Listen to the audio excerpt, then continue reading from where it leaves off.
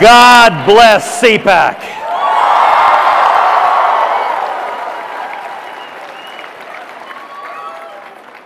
So Donald Trump is skipping CPAC.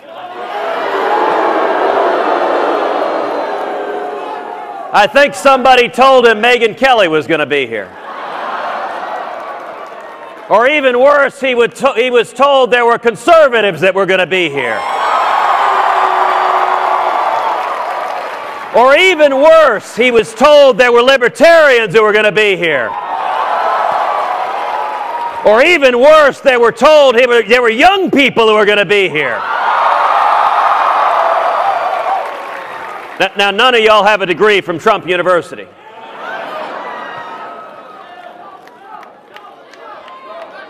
Listen.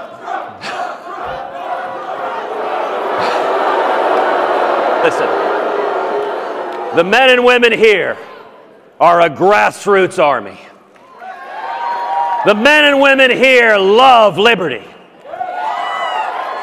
And let me tell you, as dire as things are, people are waking up all over this country. And help is on the way. This election is going to be about three things: jobs, liberty, and security. Let's start with jobs. You know, it's easy to talk about making America great again.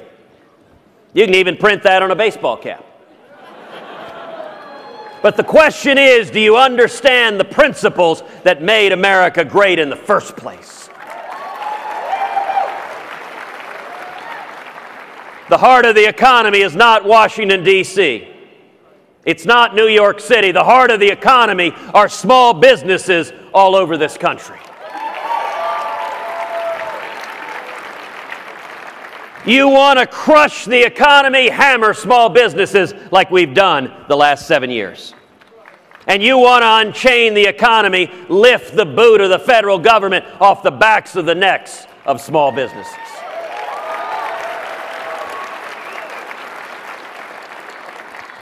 If I am elected president,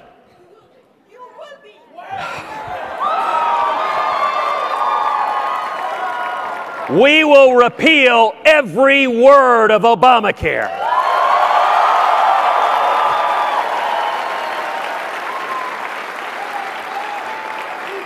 We'll pass common sense health care reform that makes health insurance personal and portable and affordable and keeps government from getting in between us and our doctors. And we will pass a simple flat tax, where every American can fill out our taxes on a postcard. And when we do that, we should abolish the IRS.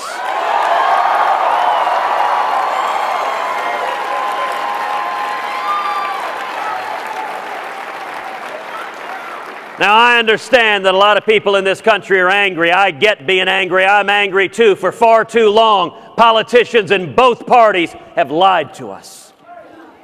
They make promises on the trail, and then they go to Washington, and they don't do what they said.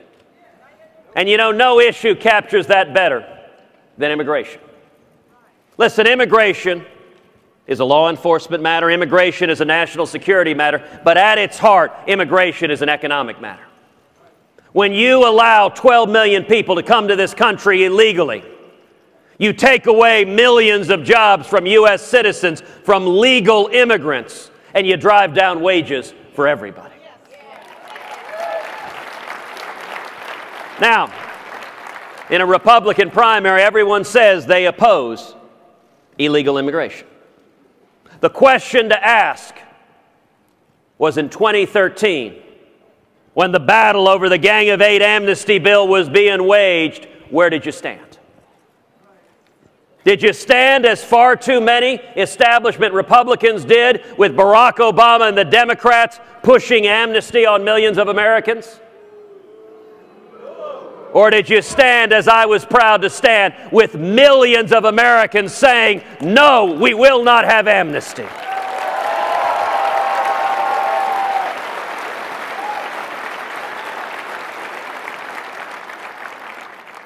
And you know, I'm told that Donald Trump talks a fair amount about immigration. There's a natural question to ask. During the Gang of Eight battle, where was Donald? Well, sadly, worse than nowhere. Donald was funding the Gang of Eight. He gave over $50,000 to 5 of the 8 members of the Gang of Eight. And last night, Donald on stage promised all of us to be flexible. He said that over and over again, how flexible he was. Well, let me tell you, everyone at CPAC, flexible is code word in Washington, D.C. for they're getting ready to stick it to you.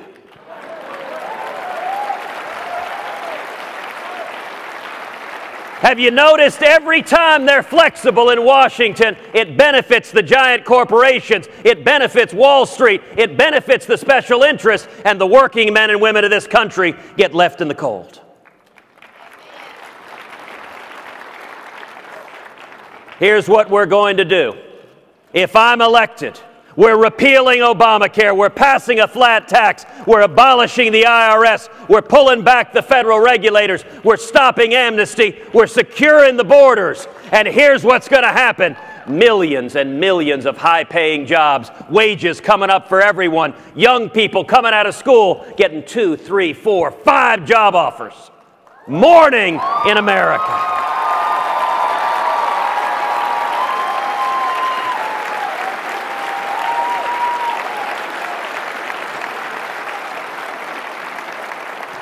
The second critical issue in this election is freedom.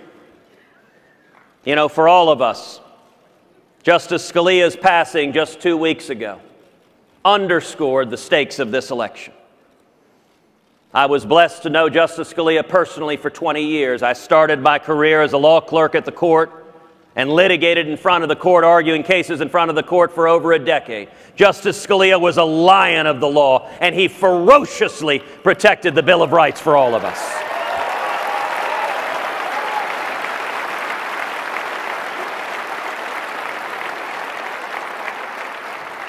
His passing underscores that this election is not about one branch of government, it's about 2. We are one liberal justice away from the Supreme Court ruling that government can take our religious liberty away and force every one of us to violate our faith on penalty of prison or fine. We are one liberal justice away from the Supreme Court ordering 10 Commandments monuments torn down all over this country. We are one liberal justice away from the Supreme Court erasing the Second Amendment from the Bill of Rights. We are one liberal justice away from the Supreme Court ordering veterans' memorials torn down, if they have any religious symbols, torn down all over this country. And we are one liberal justice away from the Supreme Court making us subject to the World Court and the United Nations and international law and giving away U.S. sovereignty. Now, you know, in the debate last week, there was a moment of clarity on this issue.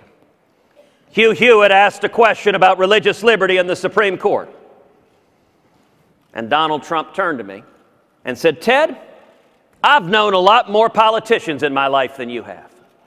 Now, in that, he is surely correct. He has been supporting liberal Democratic politicians for 4 decades. But he said, "Ted, when it comes to the Supreme Court, you got to be prepared to compromise. You got to be willing to cut a deal with the Democrats." Let me be very clear to every man and woman here at CPAC. I will not compromise away your religious liberty.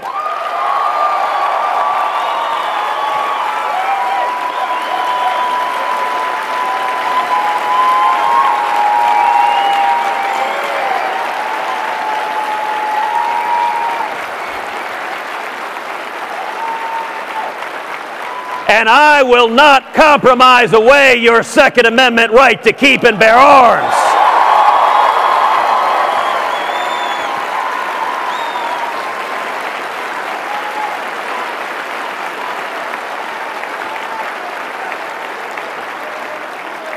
Because if any president does what Donald is promising to do, cut a deal with Harry Reid and Chuck Schumer to agree on Justice Scalia's replacement, then we know that replacement will be a left-wing judicial activist who will strip away our rights. And I give you my solemn commitment that every justice I put on the Supreme Court will be a principled constitutionalist, faithful to the law, who will vigorously protect the Bill of Rights for each and every one of us.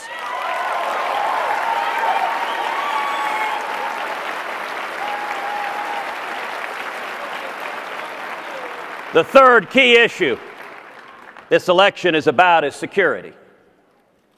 For 7 years, America has abandoned our friends and allies and has shown weakness and appeasement to our enemies. The world is much more dangerous because of it. Once again, in the debate last week, there was a moment of clarity in this choice. Donald Trump told us he will be neutral between Israel and the Palestinians. Now, let me be very clear. As president, I have no intention of being neutral. America will stand unapologetically with the nation of Israel.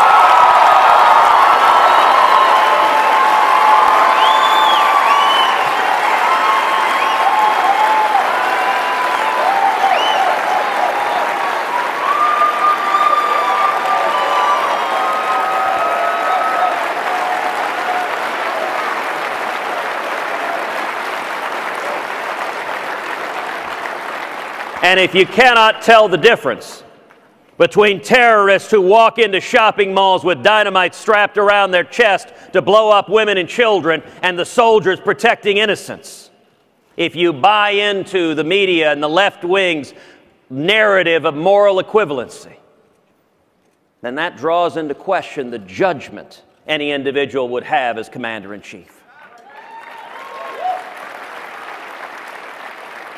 Over the last 7 years, we've seen the United States military weakened. We've seen our readiness degraded. We've seen morale plummet. Now, America's seen this happen before. We've seen a left-wing Democratic president weaken the military as Jimmy Carter did. And in 1981, Ronald Reagan came into the White House. Now, what did Reagan do? He cut taxes. He passed regulatory reform. The economy took off. Millions of small businesses grew. Trillions of dollars of government revenue. He used that revenue to rebuild the military, and we bankrupted the Soviet Union and won the Cold War.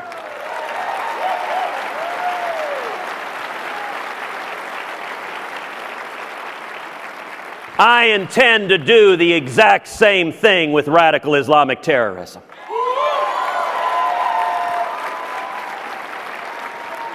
We are going to unleash incredible economic growth and rebuild the military so it remains the world's mightiest fighting force.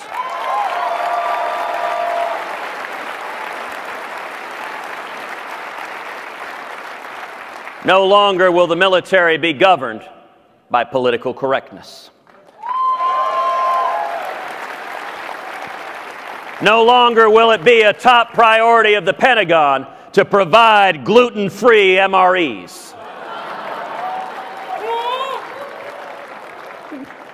Instead, we will have a commander-in-chief who says to the world, we will defeat radical Islamic terrorism.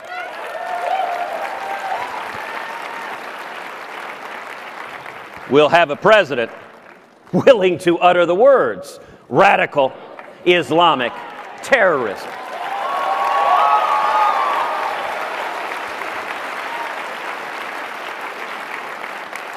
And one of the most disgraceful things we've seen over the last 7 years is sending our fighting men and women into combat with rules of engagement that tie their arms behind their back and make it impossible for them to win, to defeat the enemy, and to protect themselves.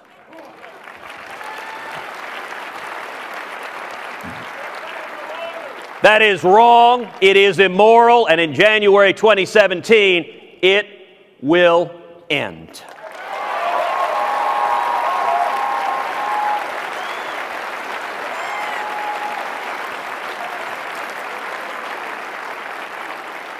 America has always been reluctant to use military force. We are slow to anger.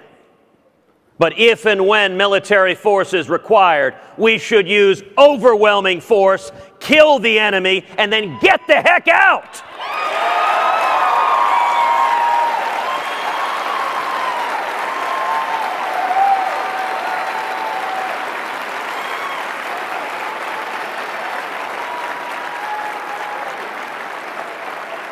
And it is the men and women gathered here, the men and women of CPAC, it is the young people, it is the lovers of liberty, it is the lovers of the Constitution that will lead that fight. It took Jimmy Carter to give us Ronald Reagan.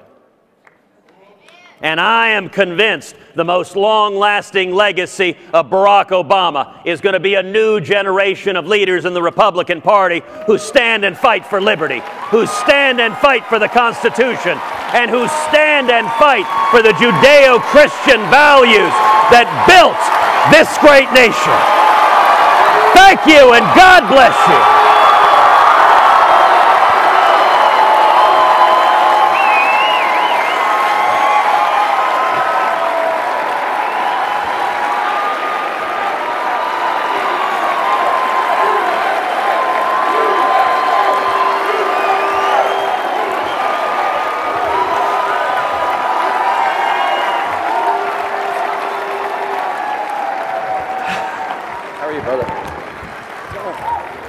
Wow, what a rousing speech. By the way, did y'all know that Hannity, they always film Fox from the waist up, so he's always in jeans. I'm in jeans all over. Yo, what? Look at this place. It's as packed as it's been since we've been here. How y'all doing, CPAC?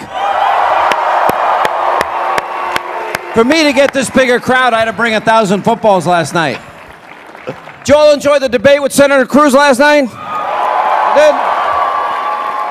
Senator, it's good to see you. It's great to be here. I know you got a lot of sleep last night, maybe an hour, 2 hours. Not much. Not much.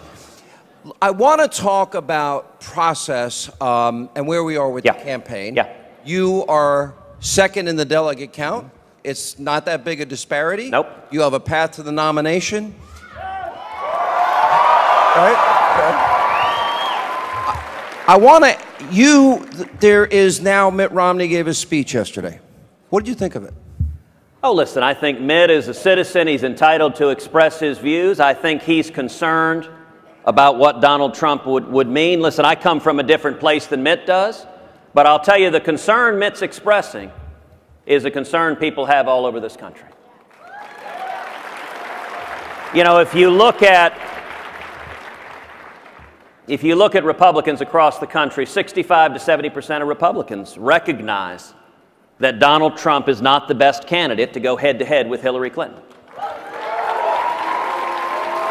That if Donald is our nominee, in all likelihood Hillary wins, we lose the Supreme Court for a generation, the Bill of Rights is lost, and we're buried in debt, and jihadists continue to rise across the globe. Never Trump! Well,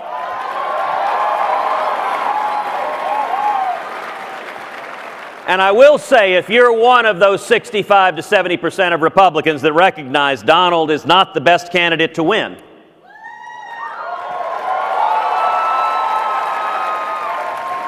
then what is critical is that we come together. And I think Super Tuesday this week was a clarifying moment in this election. Because Super Tuesday made clear that only one campaign has repeatedly beaten Donald Trump, and only one campaign can and will beat Donald Trump. Here's what I want to ask. I want the crowd to answer with me. Do you not see that of the 14 or 15 contests that have happened, and I think this is true, that the establishment has lost 14 of 15? Yep. Did you see that? Now, the only question I have is, there seems to be an organized, well-funded effort to push this to the convention in the hopes, maybe I'm reading into it, to prevent you or Mr. Trump from getting the nomination because the establishment is angry that you're winning. Is that true? Look, Sean, you are exactly right. Anytime you hear someone talking about a brokered convention, it is the Washington establishment in a fevered frenzy They're really frustrated because all of their chosen candidates, all of the golden children, the voters keep rejecting. And so they've seized on this master plan. We go to a brokered convention and the D.C. power brokers will drop someone in who is exactly to the liking of the Washington establishment. If that would happen, we will have a manifest revolt on our hands all across this country. And so if you want to beat Donald Trump, here's how you do it. You beat Donald Trump with the voters.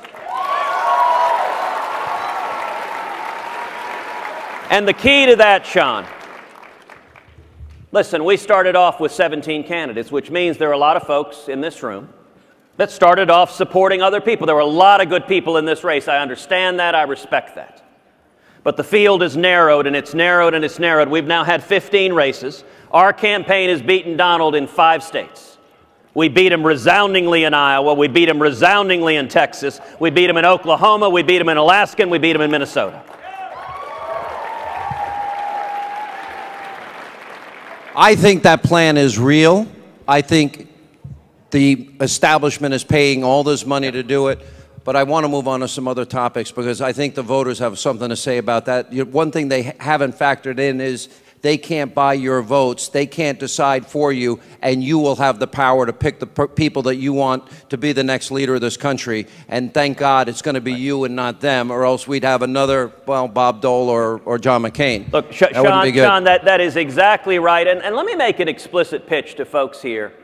If you started off with another candidate, you know, maybe you were originally with Rand Paul. Maybe you were with Jeb Bush or Chris Christie, or maybe you were with Mike Huckabee or Rick Santorum, or maybe you've been with Marco Rubio or with John Kasich. Or maybe you were with Carly Fiorina. All of them are good, honorable people. I respect every one of them, and and maybe you were with Dr. Ben Carson. Every one of them are good, honorable people. Every one of them is 1,000 times better than Hillary Clinton or Bernie Sanders. Here's a question. Would you put those people in your cabinet if you get elected president? Absolutely. Just every name I listed would be a natural to serve in a cabinet and as part of the leadership if we win this race. And let me speak to the supporters of each of those candidates. Those are good and honorable people, but I don't believe they have a path to beat Donald Trump. And if you don't want Donald to be our nominee, then I ask you, come join us. We welcome you on our team. We are building a broad and welcoming coalition of lovers of liberty who believe in the Constitution.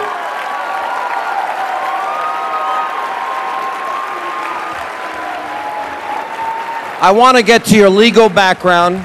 You were the former Attorney General of the great state of Texas. I can see he's got his boots on, so he's proven his worth here.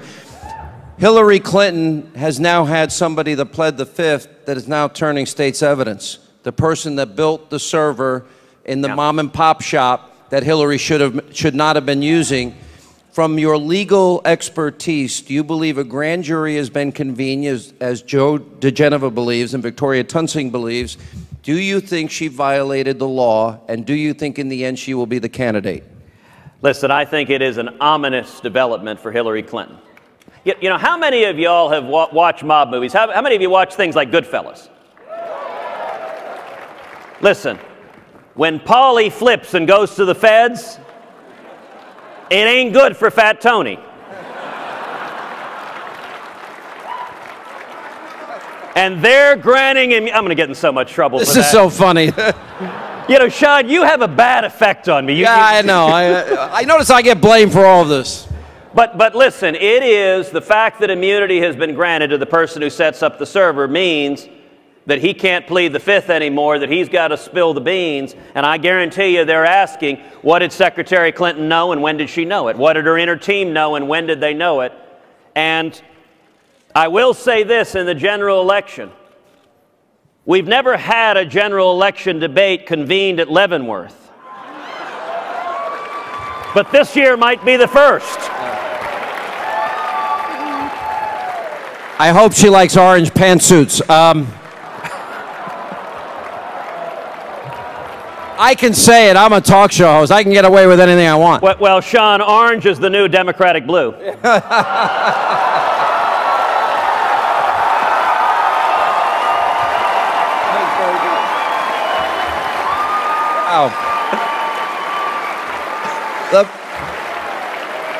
Isn't this fun at CPAC? Absolutely. This is great. Here's a question. All right, I'm going to give everybody in this room the Democratic playbook, and I want you to tell this audience how you're going to deal with this. Republicans are racist, sexist, homophobic.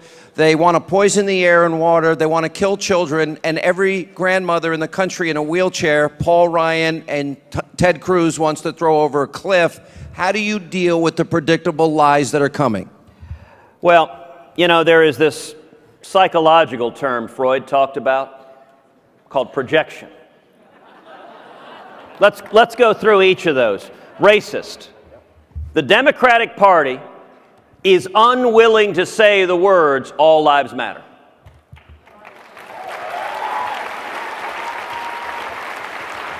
When did it become controversial to say every human being is a precious gift from God and we value everybody?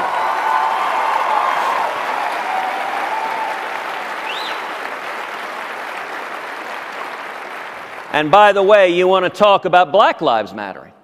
You know, in 1990, there were 2,200 homicides in New York City. Last year, there were 300. That is over 2,000 a year, roughly 2,000 a year. Murders that were prevented by the brave men and women of the NYPD. You want to talk about thousands of black lives that have been saved because of the bravery of our police officers. And all lives matter, but let me tell you, blue lives matter. And we stand with the men and women who protect us. So I take from your answer, you go and fight and you make the case. You take the case right to them. Listen, I got to tell you, I cannot wait to stand on that general election debate stage with Hillary Clinton. She will inevitably stand up and, like Barack Obama, prattle on about income inequality. And I'll be ready to say, Secretary Clinton, I'm very glad you raised that, because it's increased dramatically under your policies. You know, Sean, I'll actually say a sentence that I suspect has never before been said at CPAC. Oh, boy. I'm not Donald Trump, so it won't be X-rated. I agree with Bernie Sanders. Listen, Bernie Sanders talks all the time about the liberal media is back there. That's going to be the quote of the day. Go ahead. Bernie Sanders talks all the time about the corruption in Washington, how career politicians in both parties get in bed with the giant corporations, with the lobbyists and special interests, and how the game is rigged. Bernie's right. When he's defining the problem, he is exactly right that Washington is fundamentally corrupt. Here's where I disagree with Bernie. If the problem is government's corrupt, then the answer ain't, let's have a whole bunch more governments.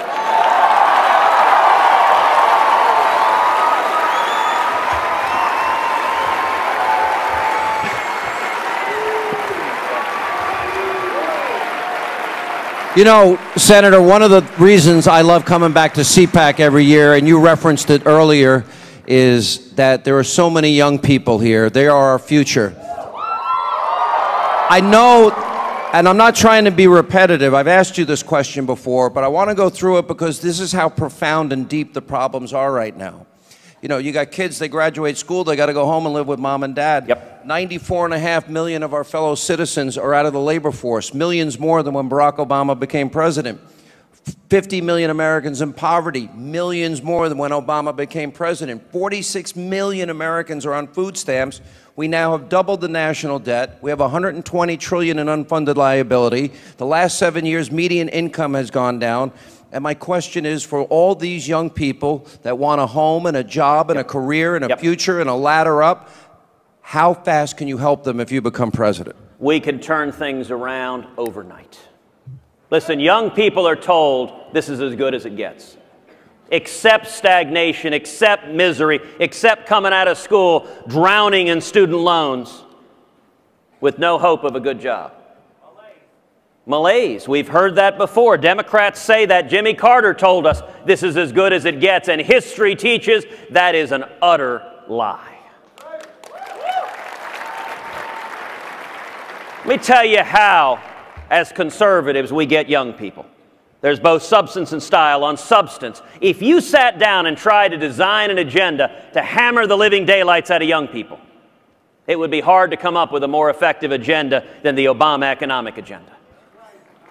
For 7 years, young people come out of school with stagnation and can't find jobs. Obamacare is a massive wealth transfer from young, healthy people to everybody else.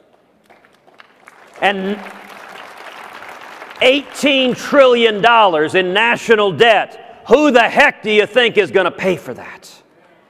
We got to go and make the case. Look, it is like for young people, your parents went to Vegas, took out a credit card in your name, partied it up, and stuck you with a bill. We got to speak the truth that this economic agenda is hammering young people, but some of it is style. I mean, listen, if Republicans are a bunch of old fuddy-duddies with sticks,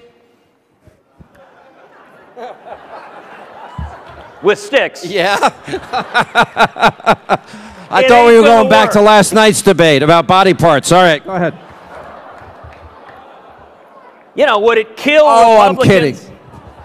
Would it kill Republicans to crack a joke? I make fun of Bill Clinton all the time. There's a lot of hot chicks over there on that side of you. You know, you got to have some fun with it. You got to laugh. You know, we put out a meme. Reaganomics. You start a business in your parents' garage. Obamonomics.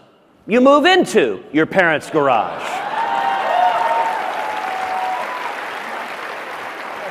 And you know, Sean, I'll give another example. A couple of years ago, I was out traveling to California. And the week before I arrived in California, these posters began appearing all over town. They were posters of my head on a shirtless body. It was ripped, covered in tattoos, a giant eagle on my chest, 2 6-shooters on my abs, which were a perfect 8-pack, Winston Churchill on my right bicep, which was massive, a cigarette dangling out of my mouth, and above it the legend, blacklisted and loving it. Now, Sean, we had nothing to do with this. This was a local street artist that put them up on his own, but we decided to have fun with it, so we put up a Facebook post. And we said, for whatever reason, these posters have begun appearing all over Hollywood. I have to say I noticed a glaring error. I don't smoke cigarettes.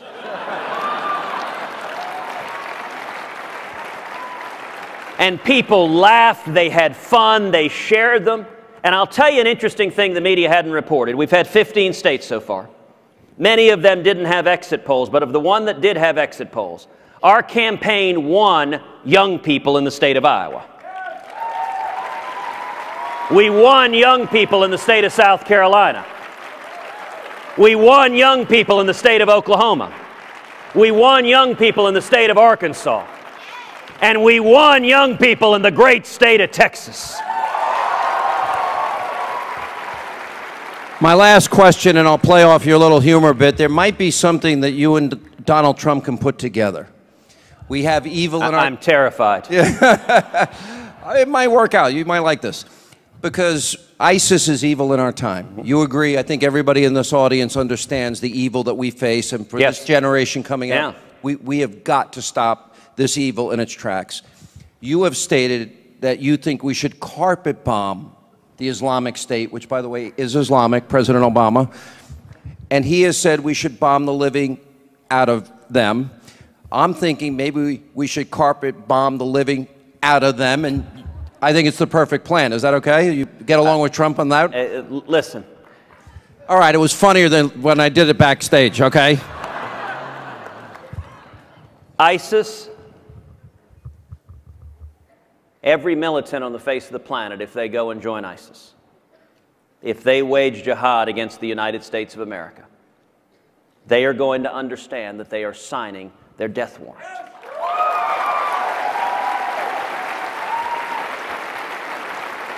And you know, it's interesting. A lot of people in the media characterize strength against our enemies as somehow being a warmonger. I think it's exactly the opposite. I believe, like Ronald Reagan, in peace through strength. I actually think the weakness of Barack Obama invites military conflict. It encourages our enemy. And let me point out that the nation of Iran in 1981 released our hostages the day Ronald Reagan was sworn into office. That's the difference a strong commander-in-chief can make, because the Ayatollah Khomeini realized this Reagan wasn't Jimmy Carter. He wasn't wringing his hands in fear. He wasn't bluffing. Well, let me tell you, Sean, I don't bluff either. And when your enemies understand that, more often than not, you don't need to use military power. You know, the biggest country Ronald Reagan invaded in 8 years was Grenada. That's what happens when America is strong and your enemies understand it. And we can have that again. That is who we are. And I want to finally say to everyone here, I ask you to stand with us. This is a grassroots army. Washington, D.C., the establishment, is terrified of everyone gathered here. But if we come together right now, if we unite, we will win this primary. We will defeat Hillary Clinton in November. And we will turn this country around. And I have spent my entire life fighting to defend the Constitution and Bill of Rights. And I give you my solemn promise that when I take that oath to preserve, protect, and defend the Constitution, that I will faithfully execute that oath every single day in office. CPAC, give it up for Senator Ted Cruz.